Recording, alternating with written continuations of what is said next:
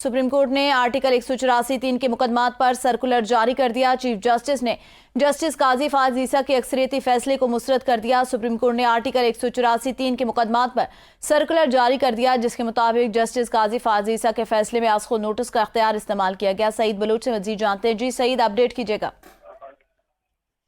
जी बिल्कुल, ये अब से थोड़ी देर कबल ही सुप्रीम कोर्ट ऑफ पाकिस्तान की जानिब से एक एलामिया या इसको मरासला कह सकते हैं, ये जारी किया गया है। और इसमें जो जस्टिस काजी फायज ईसा और जस्टिस अमीनुद्दीन खान की जानिब से जो दो रुकनी एक अक्सरियती फैसला था वो जारी किया गया था। और ये कहा गया था कि जब तक आर्टिकल 184(3) की जो रूल्स हैं वो फ्रेम नहीं किए जाते, उसको रेगुलेट नहीं किया जाता, उस वक्त तक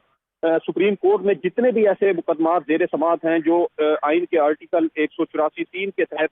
सुप्रीम कोर्ट ऑफ पाकिस्तान में दायर किए गए थे, उन पर समाअत रोकी जाए। गुज़श्ता रोज इसी जो अक्सरियती फैसला था उसकी बुनियाद पर जस्टिस अमीनुद्दीन खान, जो इस 5 रुकनी लार्जर बेंच का हिस्सा थे, जो पंजाब और खैबर पख्तूनख्वा में आम इंतखाबात की तारीख मौखर करने के मामले की समाअत कर रहा था, उन्होंने गुज़श्ता रोज जो है वो उस बेंच में बैठने से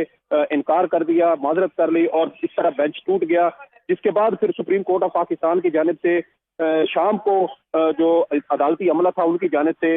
ये एक हुक्मनामा जो है वो अदालत में पढ़ के सुनाया गया था कि कल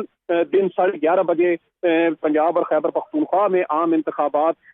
का जो केस है उसकी समाअत होगी, लेकिन जस्टिस अमीनुद्दीन खान उस बेंच का हिस्सा नहीं होंगे। जिसके बाद एक नया तनाज़ा खड़ा हो गया था कि आया अब ये 4 रुकनी बेंच ही इस केस की समाअत करेगा या ये जो 184(3) का जो मामला है रेगुलेट करने का, ये पहले अदालत इसको देखेगी। और ये इंतजामी मामला है सुप्रीम कोर्ट ऑफ पाकिस्तान का, इसका जो मुकदमात की समाअत है या जो दीगर केसेस हैं उसके साथ इसका कोई ताल्लुक नहीं है। माजी में काफ़ी सालों से जो जजेस हैं, वकला तंजीमें हैं, उनकी जानिब से भी ये बारहा ये मुतालबा सामने आता रहा है कि आइन के आर्टिकल 184(3) को रेगुलेट किया जाना चाहिए, क्योंकि चीफ जस्टिस ऑफ पाकिस्तान के पास बहुत ज़्यादा इख्तियारात हैं और इन इख्तियारात को रेगुलेट करने की ज़रूरत है। इसके बाद सुप्रीम कोर्ट का एक 5 रुकनी लार्जर बेंच था। 2021 में उस 5 रुकनी लार्जर बेंच ने एक केस की समाअत करते हुए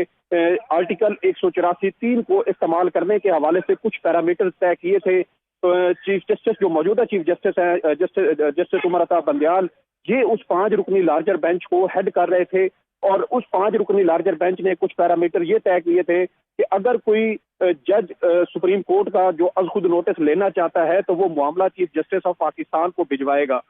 चीफ जस्टिस ऑफ पाकिस्तान का ये इख्तियार और सवाबदीद है कि वो उसके ऊपर कौन सा बेंच तश्कील देते हैं या उस मामले के ऊपर अज खुद नोटिस लेना है या नहीं लेना, ये चीफ जस्टिस ऑफ पाकिस्तान की सवाबदीद होगी। ये कुछ इस तरह के पैरामीटर थे जो उस 5 रुकनी लार्जर बेंच ने तय किए थे। तो ये 2 रोज कबल जब इस ये जो अक्सरियती फैसला था 2-1 के तनासुब से जारी किया गया था, आज जो सर्कुलर जारी किया गया है उसमें ये कहा गया है कि जो 2 रुकनी बेंच का अक्सरियती फैसला था वो उस 5 रुकनी लार्जर बेंच के फैसले को नजरअंदाज नहीं कर सकता, क्योंकि उसके अंदर जो पैरामीटर तय किए गए थे, जो रूल्स जो तय किए गए थे, उसको नजरअंदाज नहीं किया जा सकता। इसीलिए ये जो जस्टिस काजी फायज ईसा और जस्टिस अमीनुद्दीन खान की जानिब से जो ये फैसला दिया गया था कि जब तक 184(3) के पैरामीटर्स या रूल्स फ्रेम नहीं किए जाते तब तक उन तमाम मुकदमात की समाअत रोकी जाए, इसको मुस्तरद किया जाता है। जी सही, चीफ जस्टिस ने काजी फायज ईसा के अक्सरियती फैसले को मुस्तरद कर दिया। ये बताइएगा सईद बलोच के वजीर आजम की जानिब से समरी भी भेजी गई है जस्टिस काजी फायज ईसा के हवाले से।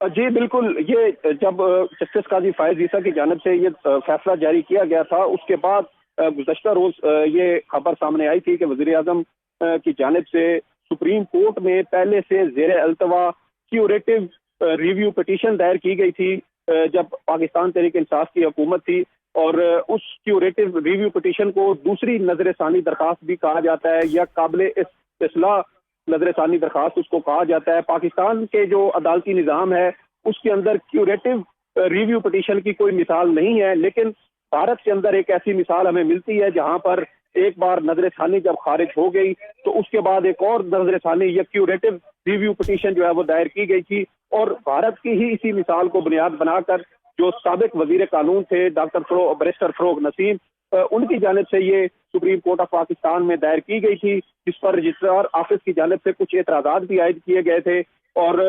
इन एतराज़ात के खिलाफ फिर एक और दरख्वास्त जो है वो दायर की गई थी, लेकिन इस दरख्वास्त को समाअत के लिए ताहाल मुकर्रर नहीं किया जा सका। गुज़श्ता साल काबीना की जानिब से इस बात की मंजूरी दी गई थी कि जो क्यूरेटिव रिव्यू पिटीशन जस्टिस काजी फायज ईसा के खिलाफ सुप्रीम कोर्ट ऑफ पाकिस्तान में ज़ेर अल्तवा है उसको वापस लिया जाएगा, लेकिन जब जस्टिस काजी फायज ईसा और जस्टिस अमीनुद्दीन खान की जानिब से ये फैसला दिया गया कि आर्टिकल 184(3) की जो रूल्स हैं उसके फ्रेम होने तक जो भी ज़ेर अल्तवा केसेज हैं इस आर्टिकल के तहत दायर किए गए हैं उनकी समाअत से उनको रोका जाए, तो उसके बाद फिर अगले ही रोज वजीर आजम की जानिब से वो रिव्यू